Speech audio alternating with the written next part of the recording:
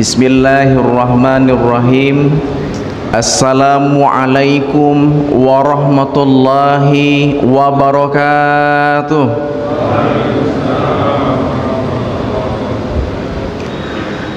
Alhamdulillah anzalas sakinata fi qulubil mu'minin liyazdadu imanan ma'a imanihim.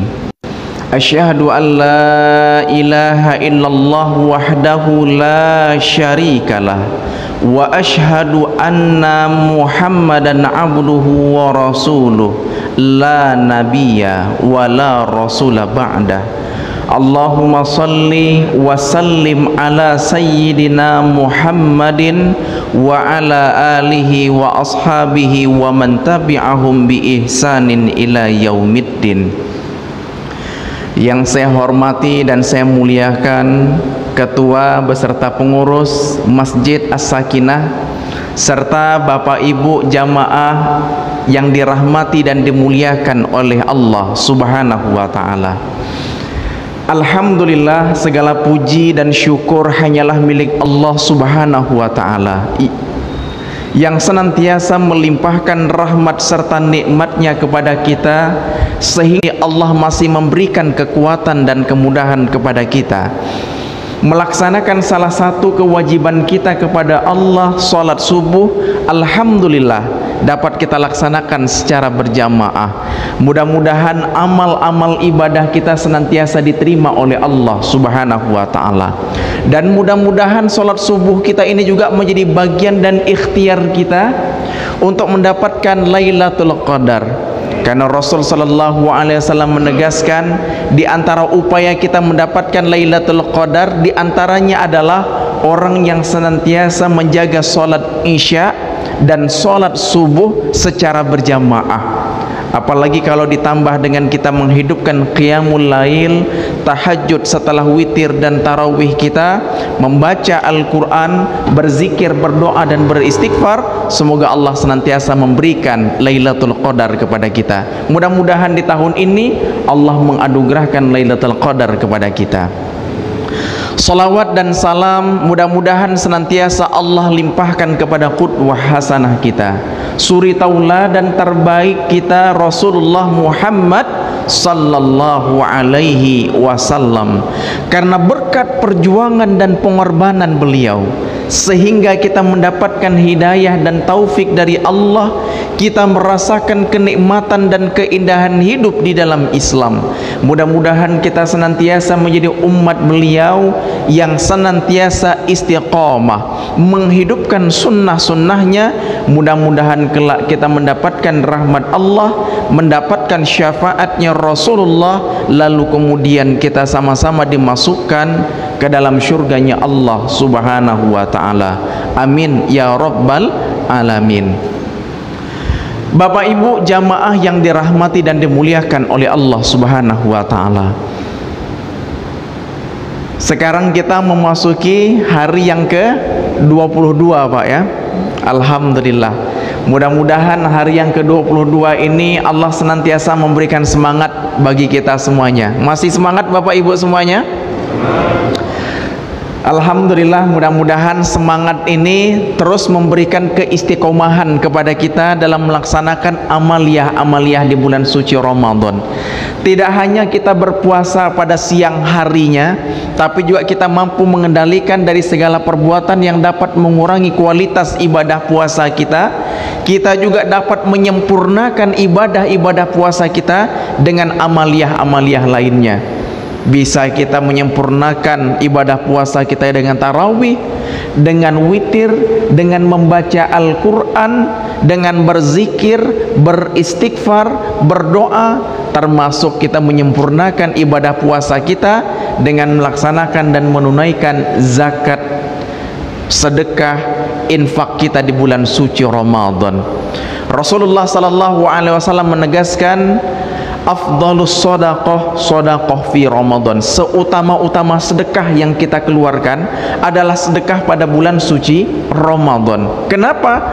Karena sedekah pada bulan suci Ramadan insya Allah pahalanya dilipat gandakan oleh Allah Subhanahu wa ta'ala. Terkait dengan sodakoh, Bapak Ibu jamaah yang dirahmati dan dimuliakan oleh Allah Subhanahu wa Ta'ala, ini merupakan kalimat yang sangat umum. Para ulama membagi ada sodakoh wajib dan ada sodakoh sunnah. Sodakoh wajib itu konotasinya adalah, maknanya adalah zakat. Sementara sodakoh sunnah maknanya adalah infak. Infak yang sering kita sampaikan di dalam keseharian kita. Nah, Bapak Ibu jamaah yang dirahmati dan dimuliakan oleh Allah Subhanahu wa Ta'ala, memberikan sodakoh ini merupakan bagian dari upaya kita menyempurnakan ibadah puasa kita. Nah, dua bentuk tadi sodakoh yang kita keluarkan, sodakoh wajib dengan zakat dan sodakoh sunnah dengan mengeluarkan infak di jalan Allah Subhanahu wa Ta'ala. Terkait dengan zakat, Bapak Ibu jamaah yang dirahmati dan dimuliakan oleh Allah Subhanahu wa Ta'ala, Allah berfirman di dalam Al-Quran surah At-Taubah ayat 103. Allah menegaskan, a'udzubillahi minasyaitonirrajim, khudh min amwalihim shadaqatan tutahhiruhum wa tuzakkihim biha wa sholli alaihim inna sholataka sakanul lahum wallahu sami'un alim. Bapak Ibu jamaah yang dirahmati dan dimuliakan oleh Allah Subhanahu wa Ta'ala, di dalam ayat ini Allah menegaskan khudh min amwalihim, ambillah dari harta mereka. Apa yang diambil dari harta mereka? Maka dijelaskan oleh para ulama, makna khudh di sini ada bentuk aktif, yaitu mengambil. Maka mengambil di sini sebagai bentuk sodakoh, khudh min amwalihim sodakotan. Makna sodakoh di sini konotasinya adalah zakat. Jadi ambillah zakat dari orang-orang kaya. Khudh min amwalihim, ambillah zakat dari harta orang-orang kaya. Sebagai apa? Tutahhiruhum wa tuzakkihim wa sholli alaihim. Dari zakat itu berfungsi untuk membersihkan mereka, wa tuzakkihim dan mensucikan mereka, wa sholli alaihim dan doakanlah mereka. Inna sholataka sakanul lahum, sesungguhnya doa yang kalian berikan kepada mereka yang telah mengeluarkan zakat, maka akan menenteramkan, menenangkan jiwa-jiwa mereka yang mengeluarkan zakat. Wallahu sami'un alim, dan Allah maha mendengar lagi maha mengetahui. Bapak Ibu jamaah yang dirahmati dan dimuliakan oleh Allah Subhanahu wa Ta'ala, Ramadan ini sangat istimewa. Banyak sekali keistimewaan Ramadan. Selain kita melaksanakan ibadah puasa yang merupakan rukun Islam yang ketiga, bulan Ramadan juga menjadi momentum bagi kita untuk menyempurnakan rukun Islam kita yang keempat, yaitu mengeluarkan zakat. Nah, zakat Bapak Ibu jamaah yang dirahmati dan dimuliakan oleh Allah Subhanahu wa Ta'ala, kalau merujuk di dalam ayat ini, manfaatnya adalah untuk membersihkan jiwa. Membersihkan dari apa? Membersihkan dari segala macam penyakit hati. Penyakit hati apa? Penyakit hati hubbud dunya wa karahiyatul maut, cinta dunia secara berlebihan dan takut mati. Salah satu bentuk cinta terhadap dunia, cinta dengan hartanya. Ya Ustaz ya, cinta dengan hartanya. Disinilah Allah ingin menguji kita, lebih cinta dengan dunia, kita lebih cinta dengan harta, atau kita lebih cinta dengan Allah Subhanahu wa Ta'ala. Karena memang fitrah manusia itu cinta kepada dunia, kecenderungannya itu cinta kepada dunia. Maka Allah ingin membimbing kita bagaimana kecintaan kita hanya kepada Allah Subhanahu wa Ta'ala, untuk membersihkan hati kita, jiwa kita dari apa? Bakhil, kikir, pelit, mendit, kedekut. Ya Ustaz ya, itu yang kita bersihkan. Ini memang sifat yang ada di dalam hati kita. Inilah yang kita disucikan oleh Allah Subhanahu wa Ta'ala. Makanya setelah Allah katakan tutahhiruhum wa tuzakkihim, kita mentazkiyah diri kita Di sini ada upaya tazkiyatun nafas, yaitu upaya kita untuk mensucikan jiwa kita. Agar apa? Jiwa kita ini senantiasa memiliki nilai-nilai kedermawanan. Jiwa kita ini memiliki rasa kasih sayang. Jiwa kita ini memiliki rasa cinta dan peduli dengan sesama. Karena memang Ramadan inilah momentum kita untuk peduli dan berbagi dengan sesama. Ramadan memang Masya Allah sangat luar biasa. Inilah untuk kita membangun kepekaan jiwa kita. Makanya kalau dalam pelaksanaan ibadah puasa, setelah kita nanti melaksanakan ibadah puasa di akhir Ramadan, sebagian ulama juga membolehkan di awal Ramadan kita mengeluarkan zakat. Salah satunya adalah zakat fitrah. Untuk apa? Mengembalikan kesucian jiwa kita. Bapak Ibu jamaah yang dirahmati dan dimuliakan oleh Allah Subhanahu wa taala, wasalli alaihim, dan doakanlah mereka. Jadi orang-orang yang senantiasa berzakat, dia ini mendapatkan keutamaan yang luar biasa di sisi Allah. Apa? Didoakan. Makanya kalau kita sudah mengeluarkan zakat, ajarakallahu fima a'taita wa baraka fima abqaika. Semoga Allah Subhanahu wa ta'ala membalas apa yang kalian keluarkan dan kemudian memberikan keberkahan dari sisa harta kalian. Masya Allah, apa yang kita keluarkan diterima dan dibalas oleh Allah Subhanahu wa ta'ala, dan sisa harta kita diberkahi dan dijaga oleh Allah Subhanahu wa ta'ala. Inna sholataka sakanul lahum. Insya Allah doa yang senantiasa kita panjatkan akan menenteramkan jiwa orang-orang yang mengeluarkan zakat. Bapak Ibu jamaah yang dirahmati dan dimuliakan oleh Allah Subhanahu wa taala, zakat yang kita keluarkan sekali-kali tidak akan pernah mengurangi harta kita. Kenapa? Karena Allah memberikan jaminan harta yang kita keluarkan, ajarakallah, pasti akan Allah balas, pasti akan Allah ganti. Ini janjinya Allah Subhanahu wa taala, dan penggantian dari Allah Subhanahu wa taala lebih baik dari apa yang kita pikirkan. Tidak hanya dalam sifat materi nanti Allah gantikan, tetapi Allah memberikan ketenangan dalam jiwa kita. Allah Subhanahu wa ta'ala akan memberikan balasan kelak di yaumil akhir, dan sebagai bentuk rasa syukur kita kepada Allah Subhanahu wa ta'ala. Dan rasa syukur kita menjadi syarat ditambahnya rizki kita. Yakin tidak Bapak Ibu semuanya? Syukur kita ini menjadi syarat ditambahkan rizki kita oleh Allah Subhanahu wa ta'ala.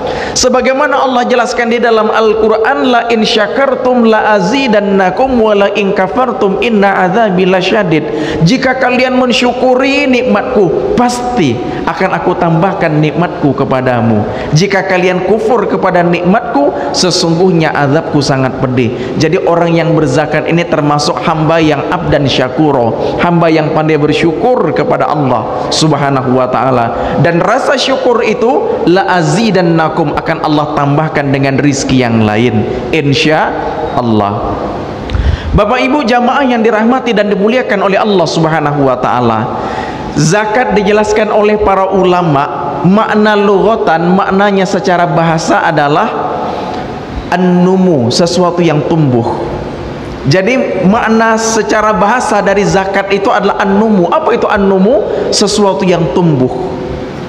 Sesuatu yang tumbuh. Makna dari zakat, apa yang tumbuh? Yang tumbuh itu adalah rasa cinta kita kepada Allah Subhanahu wa ta'ala.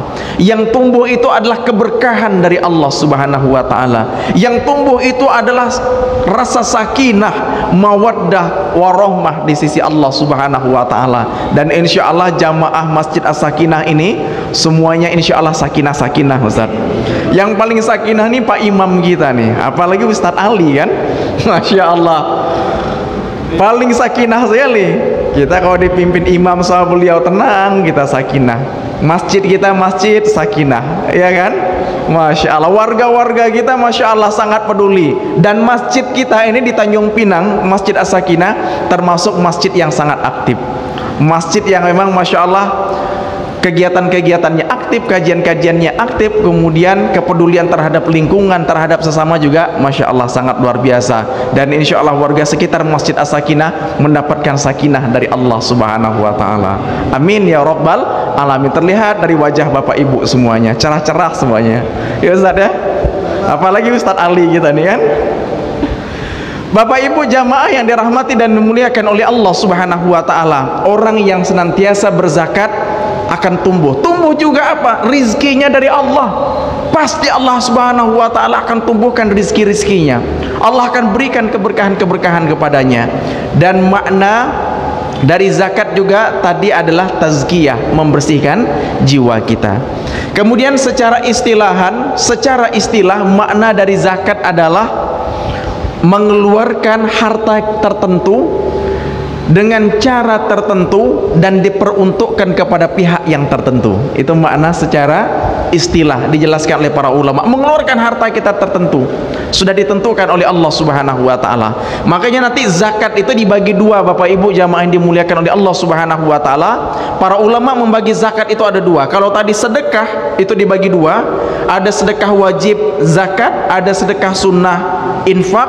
Begitu juga nanti zakat dibagi dua, ada zakat mal dan ada zakat fitrah. Nah, Bapak Ibu jamaah yang dimuliakan oleh Allah Subhanahu wa taala, terutama zakat mal. Zakat mal ini nanti banyak sekali variannya.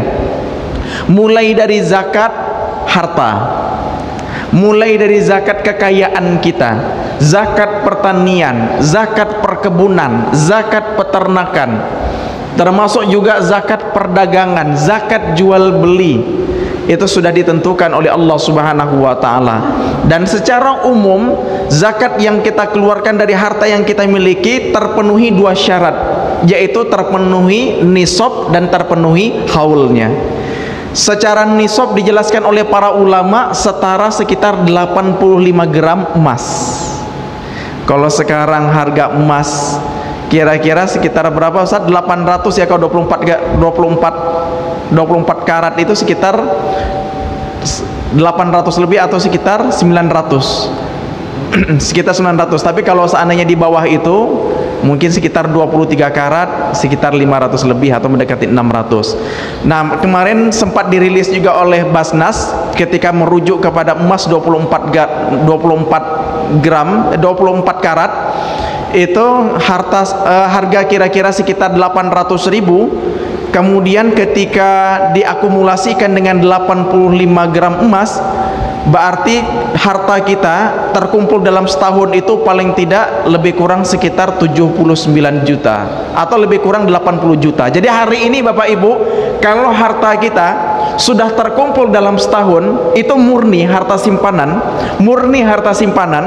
sudah dikurangi hutang, sudah dikurangi operasional, sudah dikurangi semuanya, tersimpanlah dalam setahun lebih kurang sekitar 80 juta Babe.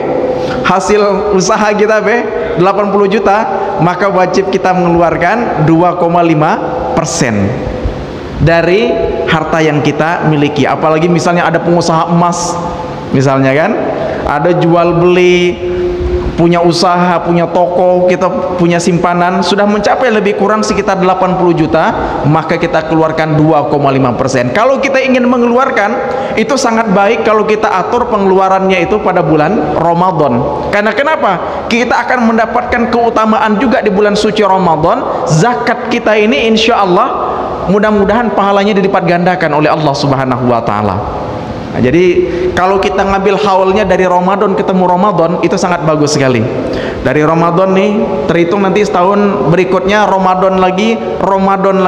Selain kita mengeluarkan kewajiban zakat kita dapat momentum Ramadan. Insya Allah pahala kita dilipat gandakan oleh Allah, rizki kita diberkahi oleh Allah Subhanahu wa taala. Tapi kalau zakat pertanian ini berbeda, bukan 2,5%, tetapi sekitar 10% dan 5%. 10% itu kalau dia tidak ada proses pengairan langsung curah hujan, tetapi kalau 5% adalah kalau seandainya ada proses pengairan, ada proses irigasi, maka 5%. Tapi mayoritasnya adalah dari zakat-zakat yang lain hanya 2,5%, termasuk zakat profesi. Nah, hari ini Indonesia itu merujuk kepada ijtihad dari seorang ulama di Mesir, Syekh Yusuf Al-Qaradawi, adanya zakat profesi, zakat penghasilan. Nah, zakat profesi serta zakat penghasilan ini merujuk kepada zakat pertanian. Zakat pertanian itu dia tidak ada haulnya, tidak dihitung setahun dan tidak ada nisabnya. Begitu panen keluarkan 5% kalau seandainya ada irigasi. Begitu panen keluarkan 10% kalau seandainya lahan ladangnya atau sawahnya menggunakan tanda hujan, langsung dari hujan langsung 10%. Nah, ini juga disamakan dengan kita yang berprofesi, punya pekerjaan. Kalau seandainya pekerjaan kita sebulan 10 juta, 15 juta, 20 juta, ada yang 30 juta, maka ijtihad para ulama bisa kita hitung dalam setahun, tinggal diakumulasikan kira-kira gaji kita kalau dalam setahun tercapai tidak sekitar 80 juta. Kalau tercapai 80 juta tinggal dikeluarkan 2,5%. Kalau kita lihat beberapa waktu lalu sudah sempat dirilis oleh Basnas terkait dengan zakat profesi. Nah, terkait dengan zakat profesi beliau menjelaskan dari kebijakan dari Basnas itu, setelah merujuk kepada beberapa pendapat para ulama, bisa diambil setahun atau bisa setiap gaji. Kalau setiap gaji berarti dibagi 1/12. Dibagi 1/12. Kalau 80 juta tinggal dibagikan 1/12 ya. Berapa? Kira-kira hari ini kalau ada yang gajinya 6 juta lebih atau sekitar 7 juta, dia sudah wajib untuk mengeluarkan zakat profesi. Lebih kurang 7 juta. Kalau hari ini ada orang per bulan 7 juta, maka keluarkan 25,5% dari 7 juta yang dia miliki. Karena kenapa? Yauma hasadih, pada hari memanen kalau seandainya zakat pertanian. Begitu juga yauma hasadih, pada hari kita mendapatkan gaji, pada hari kita mendapatkan honor, pada hari kita mendapatkan uang kehormatan dari profesi yang kita dapatkan. Ini mungkin ada yang profesinya dokter mungkin masya Allah kan, ada yang profesinya apalagi Zat? Macam-macam. Ada yang profesi sebagai pejabat negara, sebagai anggota dewan, bupati, gubernur misalnya kan, per bulannya besar jumlahnya. Karena kenapa? Ini dikiaskan dengan zakat pertanian. Petani mereka bersusah payah, bercucuran keringat, mengeluarkan juga zakat. Nah, sementara yang berprofesi mereka bahkan penghasilannya lebih besar lagi dibandingkan dengan petani-petani, bahkan penghasilannya setiap bulan sudah jelas. Maka para ulama berkesimpulan profesi, zakat profesi itu menjadi salah satu zakat yang perlu kita keluarkan, hanya sekitar 2,5%. Nah, Bapak Ibu jamaah yang dirahmati dan dimuliakan oleh Allah Subhanahu wa taala, kemudian yang kedua adalah zakat fitrah. Nah, zakat fitrah inilah untuk menyempurnakan ibadah puasa kita. Orang yang berjumpa dengan bulan suci Ramadan, maka wajib dia mengeluarkan zakat fitrah. Dijelaskan oleh para ulama, begitu sebelum azan maghrib seorang bayi itu sudah lahir, habis asar, maka wajib dia mengeluarkan zakat fitrah. Tapi kalau seandainya sudah melewati di luar bulan Ramadan, maka tidak ada kewajibannya untuk melaksanakan zakat fitrah. Maka kita mesti dan wajib untuk mengeluarkan zakat fitrah. Nah, dari sekarang kita udah siap-siapkan nih, zakat fitrah udah kita siapkan, zakat mal kita sudah siapkan. Mumpung bulan suci Ramadan, kita keluarkan. Insya Allah apa yang kita keluarkan tidak akan pernah rugi, apa yang kita keluarkan tidak akan pernah berkurang, justru ditambah oleh Allah Subhanahu wa taala. Nah, Bapak Ibu jamaah yang dirahmati dan dimuliakan oleh Allah Subhanahu wa taala, kemudian ini terkait dengan zakat, juga berkaitan dengan bulan suci Ramadan. Berkaitan juga dengan bulan suci Ramadan, yang perlu kita keluarkan dari harta kita adalah bagi orang yang tidak mampu melaksanakan ibadah puasa, yaitu mesti mengeluarkan fidyah.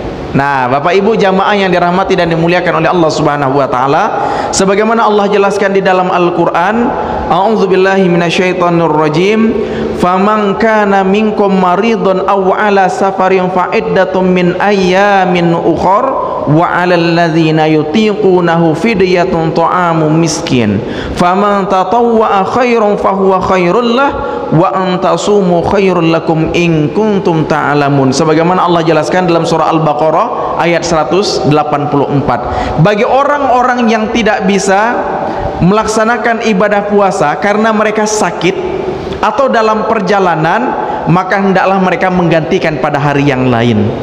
Tetapi ada orang yang kemudian sama sekali tidak bisa mampu melaksanakan ibadah puasa. Wa 'alal ladzina yutiqunahu, dan adapun orang-orang yang tidak mampu melaksanakan ibadah puasa sama sekali, fidyatun, hendaklah mereka mengeluarkan fidyah dengan cara apa? Memberikan makan kepada orang miskin.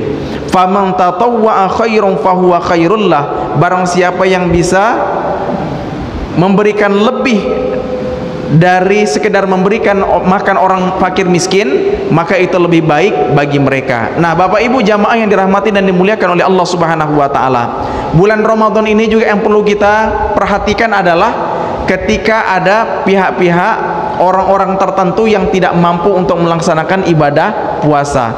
Makna orang yang tidak mampu untuk melaksanakan puasa di sini dijelaskan oleh para ulama, termasuk kembali kepada poin yang pertama tadi, orang yang maridon, orang yang sakit. Tetapi sakit di sini ada syaratnya, yaitu orang yang sakit yang tidak memungkinkan dia itu sembuh. Misalnya kalau ada orang tua kita yang hari ini terbaring, diuji sakit oleh Allah Subhanahu wa taala, umurnya juga sudah uzur, ya Ustaz ya. Nah, dia juga tidak akan mungkin untuk mendapatkan kesembuhan, dan kemudian juga tidak memungkinkan dia untuk melaksanakan ibadah puasa, maka kita keluarkan fidyahnya. Berapa fidyah yang mesti kita keluarkan? Fidyah yang mesti kita keluarkan adalah setara kita memberikan satu makan orang fakir miskin sesuai dengan jumlah hari yang ditinggalkan. Kalau 30 hari full selama 3 bulan tidak bisa melaksanakan ibadah puasa, maka kita memberikan makan kepada 30 orang fakir miskin. Nah, berapa nilai makanan yang kita berikan? Satu porsi makanan sekali makan kita. Tetapi tentu saja kita sempurnakan di situ, tidak hanya nasi Ustaz ya, tapi lauk pauknya, kemudian serta cuci mulut dan sebagainya kita berikan. Jadi kalau hari ini Bapak Ibu semuanya, kalau kita hari ini ada saudara kita, orang tua kita tidak bisa melaksanakan ibadah puasa, mumpung Ramadan, keluarkan fidyah kita di bulan Ramadan ini. Insya Allah mengeluarkan harta kita di bulan suci Ramadan ini seutama-utamanya momentum, insya Allah dilipat gandakan oleh Allah Subhanahu wa ta'ala. Kemudian siapa lagi yang mesti mengeluarkan fidyah? Yaitu seorang ibu yang hamil atau ibu yang menyusui dan dikhawatirkan mengganggu kesehatannya dan dikhawatirkan mengganggu janinnya atau mengganggu bayinya. Nah, maka mereka juga boleh mengeluarkan fidyah. Tetapi para ulama menegaskan, wanita hamil kemudian wanita yang menyusui, kalau dia sudah melewati masa-masa dia tidak boleh berpuasa, maka dia juga mesti dan wajib untuk mengqadha meskipun dia sudah mengeluarkan fidyah.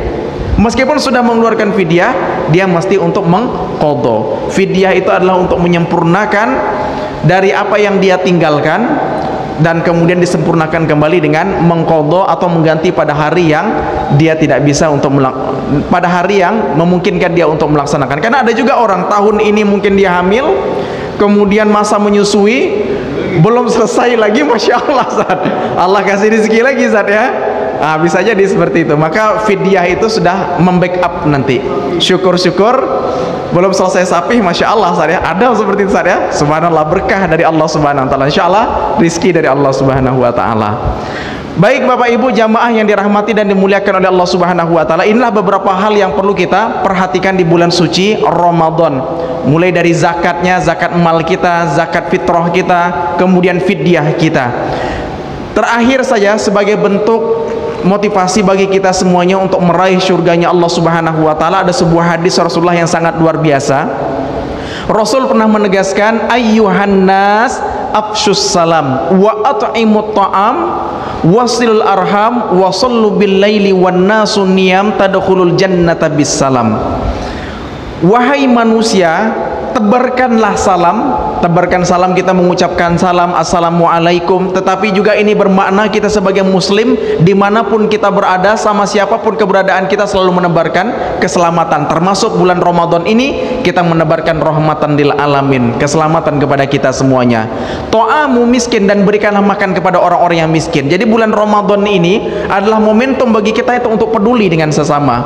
Contohnya saja, selain zakat, kemudian fidyah, kemudian fitrah yang kita mesti keluar dikeluarkan, kita juga dianjurkan untuk memberikan takjil bagi orang-orang yang berbuka puasa. Pahalanya insya Allah seperti orang yang berpuasa, dapat pahala puasa yang dia lakukan, dapat pahala takjil memberikan makan untuk orang yang berbuka puasa. Insya Allah mudah-mudahan pahalanya double. Dan kemudian hendaklah ia menyambung tali silaturahim.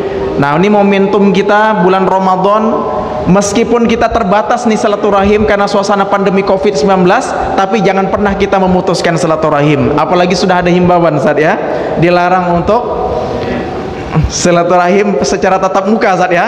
Nah, maka kita jaga silaturahim kita. Jangan sampai kita putus silaturahim kita. Kalaupun khawatir kita mau silaturahim door to door, dari pintu ke pintu, minimal kita bisa bertegur sapa sambil di jalan, atau paling tidak dengan keluarga kita yang belum bisa kita pulang kampung, tinggal zoom sekarang saat ya, tinggal kita video call. Tetap silaturahim kita jaga. Dan kemudian wasalli alaihim, dan kemudian bangunlah pada malam hari di saat manusia lain terlelap dalam tidurnya. Setelah kita melewati Ramadan, kita dilatih dengan tarawih, dengan witir, dengan tahajud, dengan zikir dan doa. Setelah kita meninggalkan Ramadan, jangan lupa kita menghidupkan qiyamul lail kita, salat malam kita. Maka kata Rasulullah, tadkhulul jannata bisalam. Kita senantiasa menebarkan salam, kita senantiasa memberikan makan kepada orang-orang yang sangat membutuhkan, kita peduli dan berbagi, menjaga silaturahim dan senantiasa menjaga salat malam. Insya Allah kita akan masuk ke dalam surga dengan selamat. Mudah-mudahan kita termasuk ke dalam surganya Allah Subhanahu wa taala. Amin ya rabbal alamin. Demikian Bapak Ibu jamaah yang dimuliakan Allah Subhanahu wa taala, sebagai pengantar saja pagi subuh kali ini. Jika ada yang ingin diseringkan, dapat kita seringkan bersama-sama dalam kesempatan ini. Nampaknya sudah ada, silahkan Pak. Silahkan. Terima kasih Pak Ustaz. Ini aja ya. Ini dari mewakili dari kanan. Dan 3 hari ini Pak Ustaz harus bertanya. Saya dibuka komentar coba ini. Jadi kalau nggak dijawab nanti kata luar nama sungguh terlalu. Oke, langsung aja Pak ya.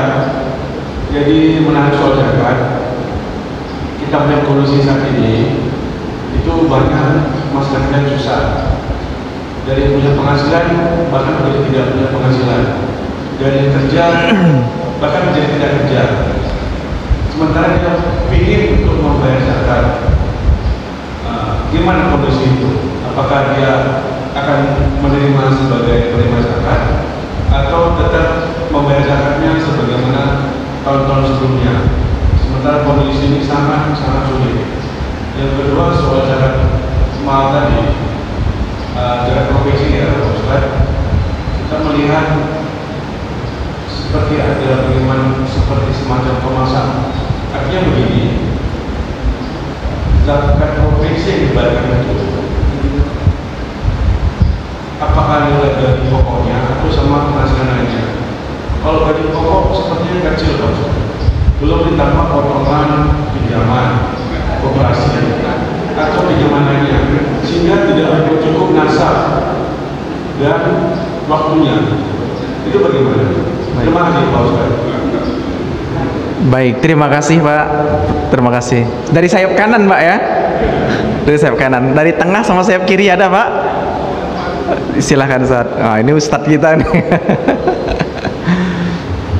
Assalamualaikum warahmatullahi wabarakatuh. Waalaikumsalam warahmatullahi wabarakatuh. Terkait kami sebagai ahli zakat, sering menerima musaki yang datang ke masjid untuk berzakat itu anak, bukan orang tuanya. Anaknya diutus. Jadi berhubungan dengan niat, lafaz niat dari musaki, alasan bapak jelas ya, untuk ku dan keluargaku yang menjadi tanggunganku. Kalau anaknya gimana lafaz? Saudara membawa uang sang bapak gitu. Nah kemudian yang kedua, membayar zakat untuk orang lain, bisa menitip. Sebenarnya orang itu kan face to face, ajaran Allah domirka untuk kamu, sebenarnya untuk orang lain. Bahkan ikhlulka itu sudah termasuk yang penitip tadi, seharusnya kan domir atau nah sementara kalau seorang adik itu ya ayat Allah terus kan. Waalaikumsalam warahmatullahi wabarakatuh. Wah, ini langsung dari ambil zakat nih. Pertanyaan ini. Sayap tengah, sayap kiri, kanan ada Pak? Sayap kiri.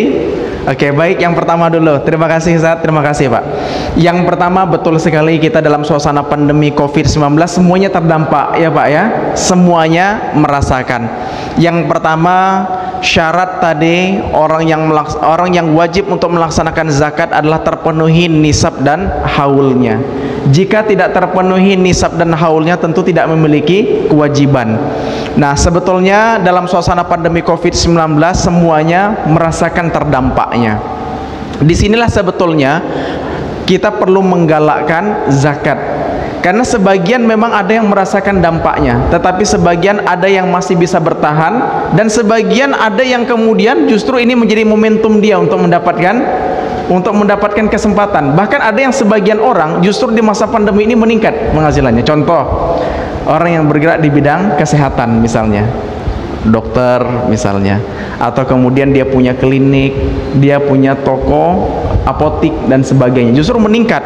Kemudian ada orang yang punya usaha telekomunikasi misalnya, itu justru semakin meningkat usahanya, tapi sebagian mayoritas kita adalah merasakan dampaknya.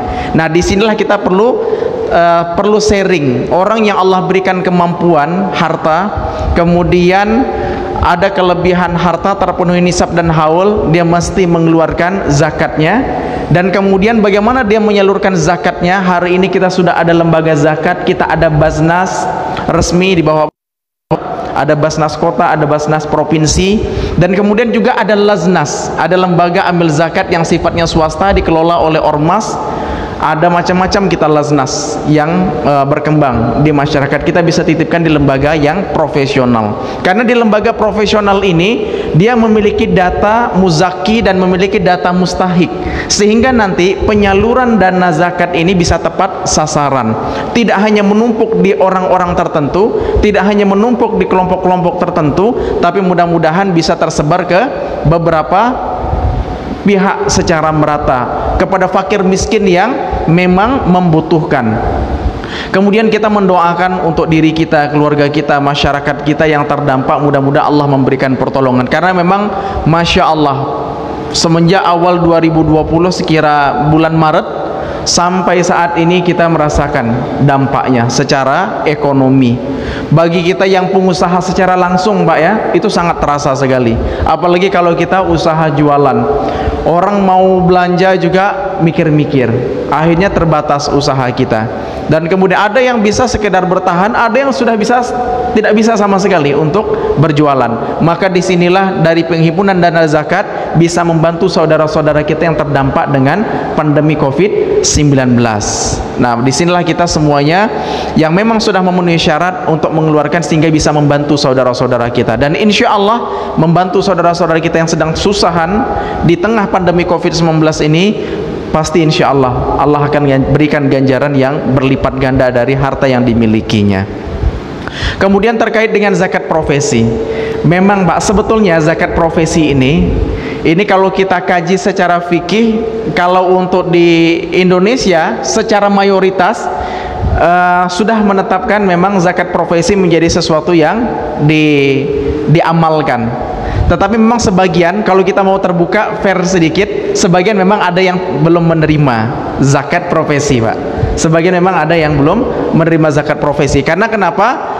Yang menjadi dasar dalilnya itu yang menurut sebagian kalangan terjadi khilafiyah, perbedaan pendapat yang kurang kuat menjadi dasarnya. Sementara zakat mal seperti peternakan itu ukurannya sudah jelas, pertanian sudah jelas. Tapi zakat profesi ini dia dalilnya dinisbatkan kepada diambil ilatnya dari zakat pertanian, yauma hasadih, pada hari memanennya. Memang terkesan seakan memaksa Pak ya, tetapi sebetulnya tidak, dikembalikan lagi nanti dengan kemampuan kita. Kalau seandainya pokoknya itu melebihi dari 7 juta kalau untuk per bulannya, atau kemudian per tahun jika diakumulasikan sudah lebih kurang sekitar 80 juta, lalu kemudian dia tinggal keluarkan 2,5%. Karena kenapa? Insya Allah itu akan lebih menenteramkan hati. Tapi tentu saja sifatnya tidaklah menjadi sebuah sesuatu yang ditekankan. Karena kenapa? Dari lembaga-lembaga zakat sifatnya adalah himbauan. Dari lembaga-lembaga zakat baik Basnas maupun Laznas sifatnya adalah memberikan pemahaman dan himbauan kepada masyarakat. Meskipun sekarang sudah ada regulasi, terutama untuk yang PNS, yang PNS itu pun masih bersifatnya himbauan juga. Kalau untuk di Tanjung Pinang sudah ada perda terkait dengan zakat, tapi itu sifatnya pun masih himbauan, belum menjadi sebuah sistem yang secara otomatis dipotong. Nah, kalau di beberapa kota, di beberapa daerah itu sudah sistemik, Ustaz. Sudah sistemik. Jadi begitu setiap bulan dapat gaji, jika dia sudah memenuhi standar itu langsung dipotong 2,5%. Tetapi kalau sekarang di Tanjung Pinang khususnya lah, ini belum sistemik. Perda hukumnya sudah ada tapi sifatnya himbauan, tetapi belum dipotong secara sistem melalui administrasi bank. Begitu masuk ke rekening, kring, bunyi SMS bankingnya, Zat, itu sudah langsung dipotong kalau sudah otomatis secara sistem. Tapi sekarang belum. Tapi tetap ada kesadaran untuk didorong mengeluarkan zakat 2,5%. Insya Allah mudah-mudahan menenteramkan hatinya. Itu Pak ya, mungkin tidak memuaskan karena memang bukan alat pemuas Pak, tapi mudah-mudahan Allah Subhanahu wa Ta'ala senantiasa memberikan keberkahan bagi kita semuanya yang memang Allah lebihkan hartanya, dan mudah-mudahan Allah berikan keberkahan kepada kita semuanya. Ya, terkait dengan Ustadz Ali tadi, bagaimana nih, bukan orang tuanya Ustadz ya, bukan wali yang bertanggung jawab sebagai kepala keluarga, kadang-kadang nitip sama anaknya. Jadi memang lebih afdolnya itu kepala keluarga, sehingga nanti kenapa amilnya akan lebih mudah untuk mendoakan, ajarakallah, semoga Allah membalas kepada kamu. Tetapi kalau kita mencoba untuk memahami secara hakikat, Ustaz, secara hakikat itu pun masih dapat diterima. Mungkin dia punya hajat, dia punya keperluan, dia punya urusan, punya uzur syar'i sehingga tidak bisa datang langsung, sehingga menitipkan kepada ahli keluarganya. Bagaimana kita mendoakan? Memang kalau doa sebagaimana masyhur yang kita baca, ajarakallahu fima a'taita, semoga Allah membalas segala apa yang engkau berikan, bisa juga kita rubah domirnya, ajarahullah, bisa juga semoga Allah memberikan balasan kepadanya. Kita niatkan untuk kepada kepala keluarganya, bisa juga kita niatkan. Karena sebetulnya yang menjadi pokok itu adalah kita mendoakan secara umum, dan kemudian niat dia mengeluarkan zakat meskipun dititipkan, insya Allah mudah-mudahan juga Allah berikan balasan. Karena kenapa hari ini ada yang kemudian orang membayar zakat tidak datang langsung, Ustaz. Sekarang ini sudah ada kemudahan via ini saja, kita sekarang sudah ada mobile ya, banking mobile. Jadi begitu tinggal kita buka, kita pengen membayar zakat ke lembaga zakat yang mana, itu sudah ada pilihannya. Kemudian berapa besaran nilainya sudah ada. Cuman memang lebih afdol, lebih utamanya adalah kita mengeluarkan secara langsung. Ada orang juga sekarang fidyah pun sama, via transfer rekening. Zakat fitrah juga ada via transfer rekening. Ada orang dari satu kota transfer ke kota lain juga ada. Insya Allah pada hakikatnya Allah mengetahui siapa yang mengeluarkan zakat. Insya Allah pada hakikatnya Allah akan membalas segala apa yang dia keluarkan. Tapi yang lebih afdolnya adalah dia datang langsung ke amil, berinteraksi langsung dengan amil, ya Ustaz ya, langsung didoakan. Itu lebih afdol, terasa keberkahannya, terasa kita didoakannya, itu lebih afdol. Jadi kalau kita Bapak Ibu jamaah semuanya, kita tidak ada uzur syar'i, lebih baik kita datang langsung kepada amil zakat. Misalnya kita ke masjid, Ustadz Ali sudah standby, merupakan suatu kebahagiaan kita didoakan sama imam, ya kan, yang senantiasa menjaga sholat 5 waktu. Insya Allah doanya mudah-mudahan berkah makbul untuk kita semuanya. Amin ya rabbal alamin. Demikian Bapak Ibu jamaah yang dimuliakan Allah. Barangkali masih ada?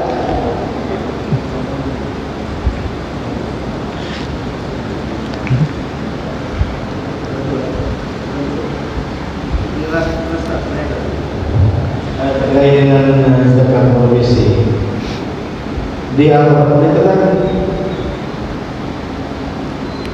sang amil disuruh mendoakan muzaki, sementara sisi langsung ini kapan amil yang di Basnas itu mendoakan kawan-kawan yang berzakat komisi ini, kemudian kapan ijab kabul.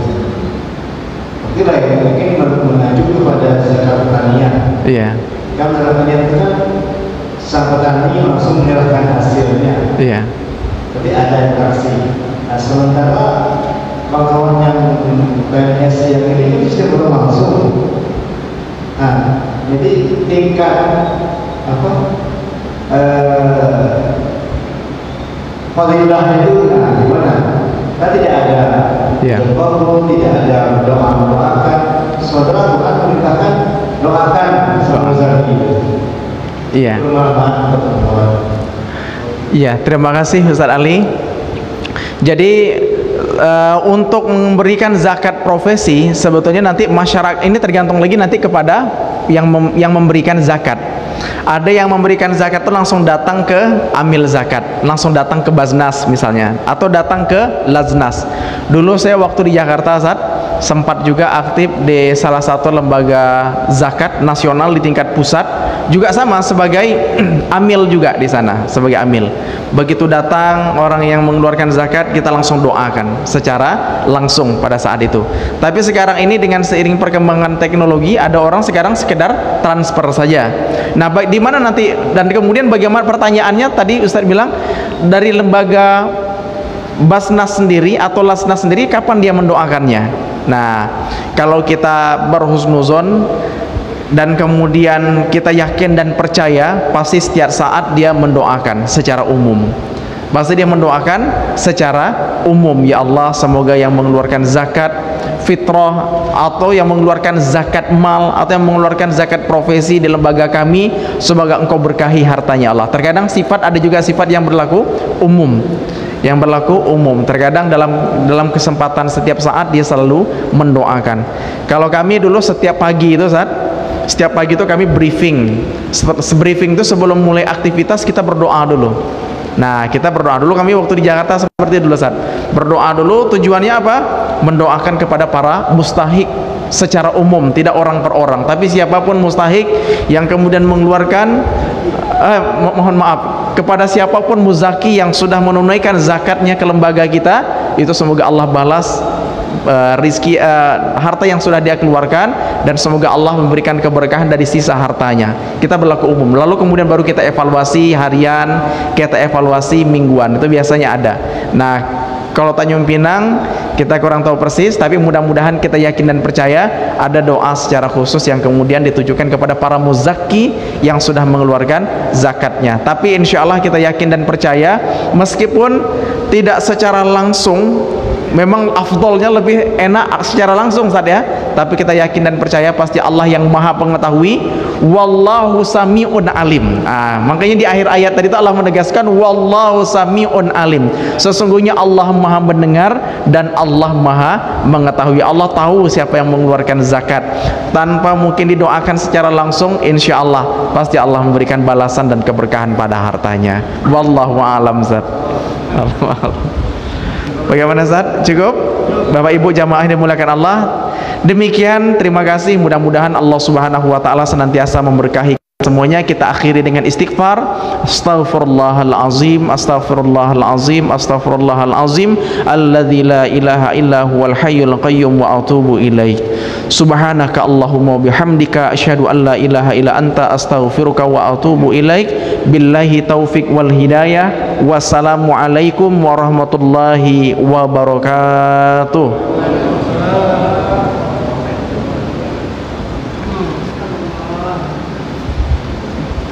Oh ya.